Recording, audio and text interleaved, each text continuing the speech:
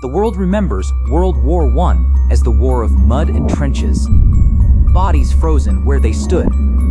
But history prefers to forget this truth. The same hell returned decades later, far from Europe, in a place where even maps seemed afraid to linger.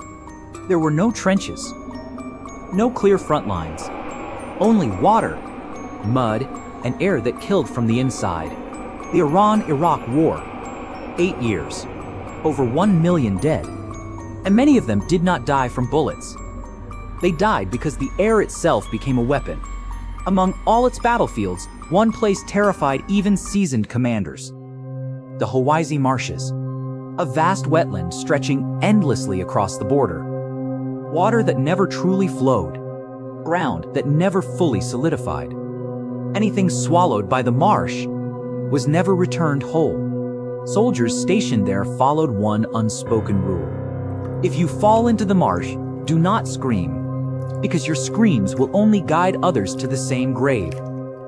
February 1984, during Operation Khyber, I was stationed at Outpost 4. We were told the marsh was our shield, but at night, the water began to breathe.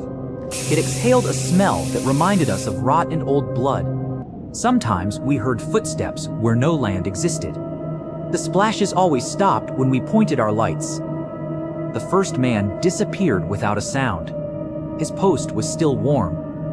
Against every warning, we called his name. The marsh answered. Hands seized the screaming man and dragged him under. No gunfire followed. At dawn, something floated back up. Not a body, just his boots. The air began to smell wrong, not smoke, but something metallic and sweet. Someone screamed for masks. Rubber snapped against skin as they pulled them on too late. The fog rolled in low and heavy. Within seconds, the world shrank to arm's length. That's when the footsteps started. Not running, just walking. Figures appeared where the fog thinned.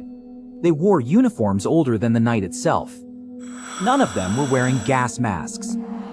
They should have been dead in seconds. One of them reached the platform. Its skin peeled back where the gas had kissed it.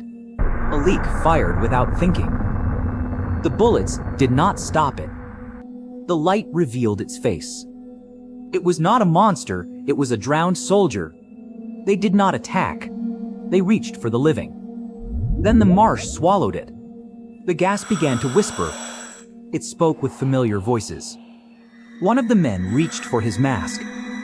Tears filled his eyes as he smiled. He unlatched the mask. The air rushed into his lungs. His body convulsed violently.